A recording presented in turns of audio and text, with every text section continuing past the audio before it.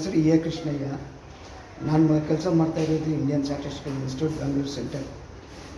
ನಾನು 34 ವರ್ಷ ಸರ್ವಿಸ್ ಮಾಡಿದ್ದೀನಿ. 34 ವರ್ಷ ಸರ್ವಿಸ್ ಮಾಡಿ ಕೋವಿಡ್ ಟೈಮ್ನಲ್ಲಿ ನಾನು ರಿಟೈರ್ಡ್ ಆಗಿದ್ದೀನಿ 2020 ಏಪ್ರಿಲಲ್ಲಿ. ನಾನು ಕೋವಿಡ್ ಇದಾಗಿರುವಾಗ 6 ತಿಂಗಳು ನಮಗೆ ಎಲಿಜಿಬಲ್ ಇದೆ ಅಲ್ಲಿ ಕ್ವಾರ್ಟರ್ಸ್ನಲ್ಲಿ ಇರೋದಕ್ಕೆ. 6 ತಿಂಗಳು ಆದಮೇಲೆ ಕೋವಿಡ್ ಹೋಗಲಿಲ್ಲ ಅಂತ 1 ವರ್ಷ ನಾನು ಪರ್ಮಿಷನ್ ಕೇಳ್ಕೊಂಡೆ ಡೈರೆಕ್ಟ್ರನ್ನ.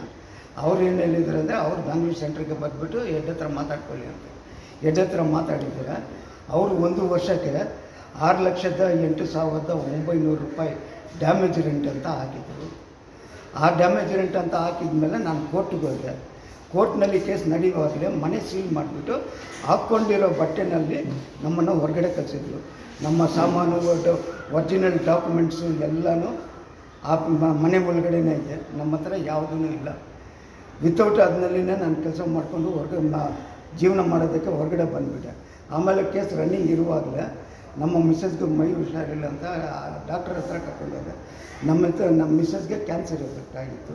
ಆ ಕ್ಯಾನ್ಸರೆಲ್ಲ ಕ್ಲಿಯರ್ ಮಾಡ್ಕೊಂಡು ಬರೋದಕ್ಕೆ ನಮ್ಮ ಇನ್ಶೂರೆನ್ಸ್ ಇದ್ದುಕೊಂಡು 2 ಲಕ್ಷ ರೂಪಾಯಿ ಖರ್ಚು ಮಾಡಿದ್ದೀನಿ. ನನಗೆ ಡಿಸಬಿಲಿಟಿ ಚೈಲ್ಡ್ ಇದ್ದಾರೆ.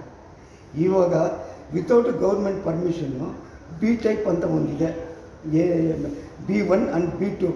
Without council permission, without government permission demolition ಮಾಡಿದ್ದಾರೆ.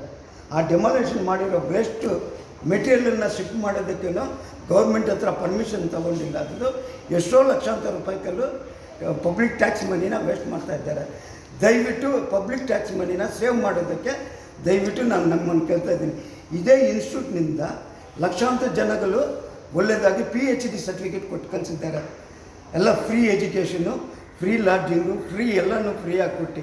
ಬಟ್ ಎಕ್ಸ್ಪೆಕ್ಟ್ ಕೃಷ್ಣಯ್ಯಗೆ ಮಾತ್ರ 1991ರಿಂದ ಟಿಲ್ ಡೇಟ್ವರೆಗೆ ಡಿಸ್ಕ್ರಿಮಿನೇಷನ್ ನಡೆದಿದೆ. ಯಾಕೆ ಇದಕ್ಕೆಲ್ಲ ಯಾವ ಕಾರಣ?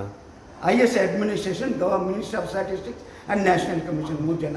ಇವಾಗ ನೆಕ್ಸ್ಟ್ ನೀವು ಏನು ಮಾಡ್ತೀರಾ ಸರ್? ನೆಕ್ಸ್ಟ್ ನಾನು ಅಂಗಸ್ಟ್ರೈಕ್ ಕುಂತ್ಕೊಳ್ಳೋದಕ್ಕೆ ರೆಡಿಯಾಗಿದ್ದೀನಿ.